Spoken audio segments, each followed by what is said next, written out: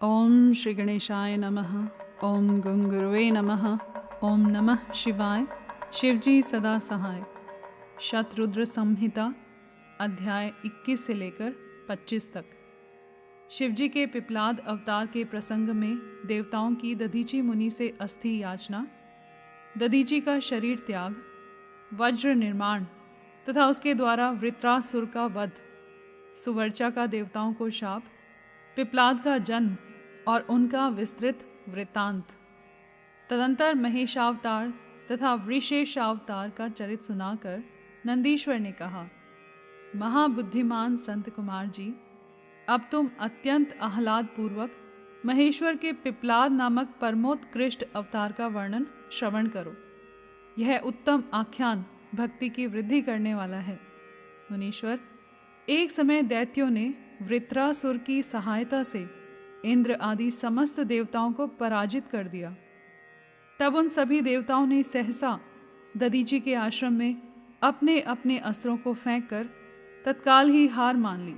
तत्पश्चात मारे जाते हुए वे इंद्र सहित संपूर्ण देवता तथा देवर्षि शीघ्र ही ब्रह्मलोक में जा पहुँचे और वहाँ ब्रह्मा जी से उन्होंने अपना वह दुखड़ा कह सुनाया। देवताओं का वह कथन सुनकर लोक पितामह ब्रह्मा ने सारा रहस्य यथार्थ रूप से प्रकट कर दिया कि यह सब त्वष्टा की करतूत है। त्वष्टा ने ही तुम लोगों का वध करने के लिए तपस्या द्वारा इस महातेजस्वी वृत्रासुर को उत्पन्न किया है। यह दैत्य महान आत्मबल से संपन्न तथा समस्त दैत्यों का अधिपति है। अतः अब ऐसा प्रयत्न करो जिससे इसका वध हो सके। बुद्धिमान देवराज, मैं धर्म के कारण इस विषय में एक उपाय बतलाता हूँ, सुनो। जो दधीची नाम वाले महामुनि हैं, वे तपस्वी और जितेंद्रिय हैं। उन्होंने पूर्व काल में शिवजी की समाराधना करके वज्र सरीखी अस्थियां हो जाने का वर प्राप्त किया है।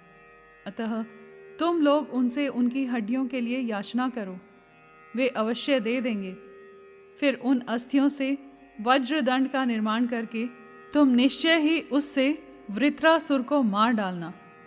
नंदीश्वर जी कहते हैं, मुने, ब्रह्मा का यह वचन सुनकर इंद्र, देवगुरु बृहस्पति तथा देवताओं को साथ ले तुरंत ही दधीची ऋषि के उत्तम आश्रम पर गए। वहाँ इंद्र ने सुवर्चा सहित दधीची मुनि का दर्शन किया और आदर पूर्वक हाथ जोड़कर उन्हें नमस्कार किया। फिर देवगुरु बृहस्पति तथा अन्य देवताओं ने भी नम्रता पूर्वक उन्हें सिर झुकाया। दधीची मुनि विद्वानों में श्रेष्ठ तो थे ही, वे तुरंत ही उसके अभिप्राय को ताड़ गए। तब उन्होंने अपनी पत्नी सुवर्चा को अपने आश्रम से अन्यत्र भेज दिया। तत्पश्चात देवताओं सहित देवराज इंद्र, जो स्वार्थ साधन में बड़े दक्ष हैं, अर्थशास्त्र का आश्रय लेकर मुनिवर से बोले। इंद्र ने कहा, मुने, आप महान शिव भक्त, दाता तथा शरणागत रक्षक हैं। इसीलिए हम सभी देवता तथा देवर्षि त्वष्टा द्वारा अपमानित होने के कारण आपकी शरण में आए हैं। विप्रवर, आप अपनी वज्रमयी अस्थियां हमें प्रदान कीजिए, क्योंकि आपकी हड्डी से वज्र का निर्माण करके मैं उस देवद्रोही का वध करूंगा। इंद्र के यूं कहने पर परोपकार परायण दधीची मुनि ने अपने स्वामी शिव का ध्यान करके अपना शरीर छोड़ दिया। उनके समस्त बंधन नष्ट हो चुके थे, अतः वे तुरंत ही ब्रह्मलोक को चले गए। उस समय वहाँ पुष्पों की वर्षा होने लगी और सभी लोग आश्चर्यचकित हो गए। तदंतर इंद्र ने शीघ्र ही सुरभि गौ को बुलाकर उस शरीर को चटवाया और उन हड्डियों से अस्त्र निर्माण करने के लिए विश्वकर्मा को आदेश दिया। तब इंद्र की आज्ञा पाकर विश्वकर्मा ने शिवजी के तेज से सुदृढ़ हुई मुनि की वज्रमयी हड्डियों से संपूर्ण अस्त्रों की कल्पना की।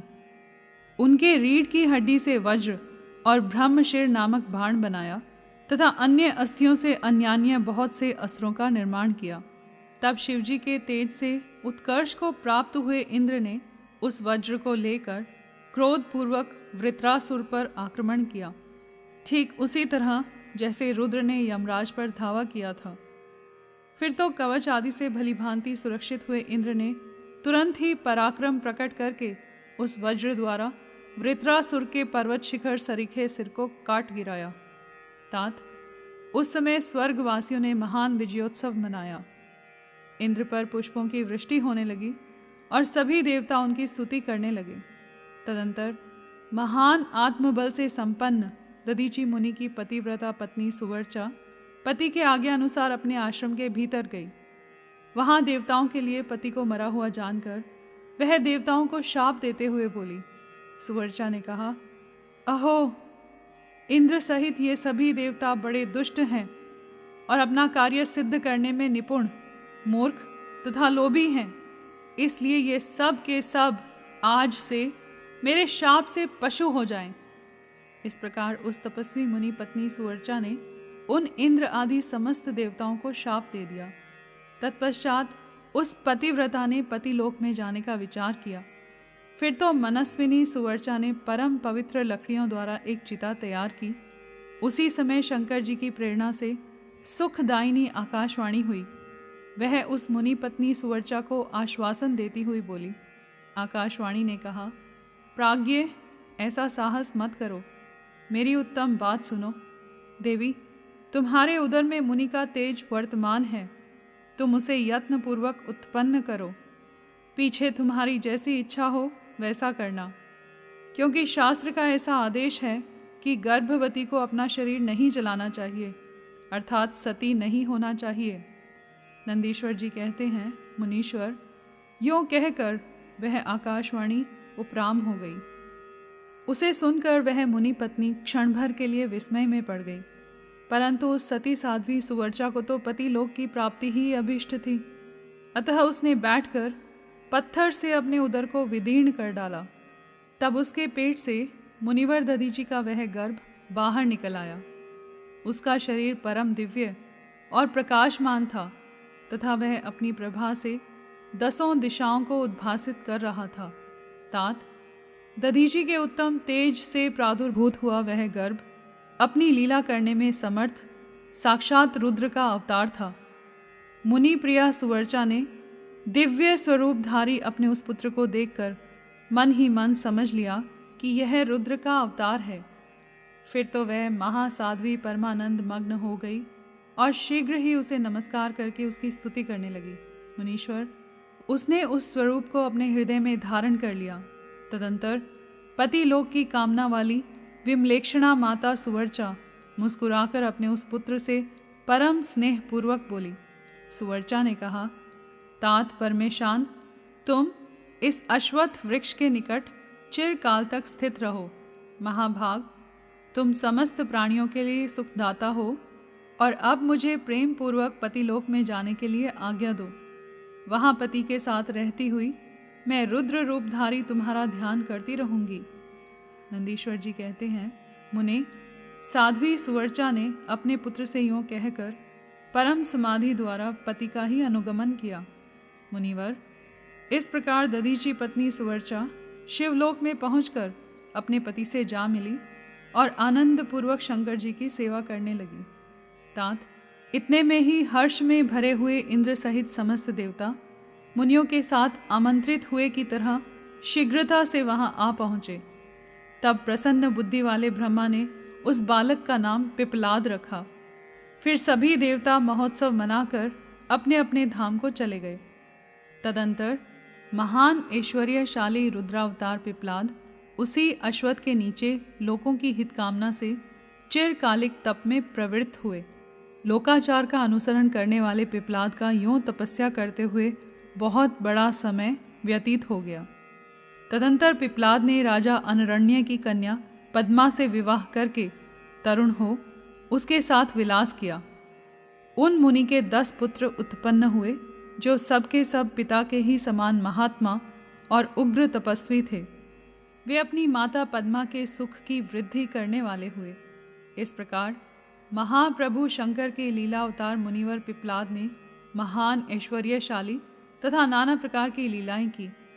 उन कृपालु ने जगत में शनैश्चर की पीड़ा को, जिसका निवारण करना सबकी शक्ति के बाहर था, देखकर लोगों को प्रसन्नतापूर्वक यह वरदान दिया कि जन्म से लेकर 16 वर्ष तक की आयु वाले मनुष्यों को तथा शिव भक्तों को शनि की पीड़ा नहीं हो सकती। यह मेरा वचन सर्वथा सत्य है। यदि कहीं शनि मेरे वचन का अनादर करके उन मनुष्यों को पीड़ा पहुंचाएगा तो वह निसंदेह भस्म हो जाएगा। तात, इसलिए उस भय से भीत हुआ ग्रह श्रेष्ठ शनैश्चर विकृत होने पर भी वैसे मनुष्यों को कभी पीड़ा नहीं पहुंचाता। मुनिवर, इस प्रकार मैंने लीला से मनुष्य रूप धारण करने वाले पिप्लाद का उत्तम चरित्र तुम्हें सुना दिया। यह संपूर्ण कामनाओं को पूर्ण करने वाला है। गाधी, कौशिक और महामुनि पिप्लाद, ये तीनों स्मरण किए जाने पर शनैश्चर जनित पीड़ा का नाश कर देते हैं। वे मुनिवर दधीची, जो परम ज्ञानी सत्पुरुषों के प्रिय तथा महान शिवभक्त थे, धन्य हैं, जिनके यहाँ स्वयं आत्मज्ञानी महेश्वर पिप्लाद नामक पुत्र होकर उत्पन्न हुए। तात, यह आख्यान निर्दोष, स्वर्गप्रद, कुग्रह जनित दोषों का संहारक, संपूर्ण मनोरथों का पूरक और शिव भक्ति की विशेष वृद्धि करने वाला है। यहाँ पर अध्याय 21 से लेकर 25 तक संपूर्ण हुए।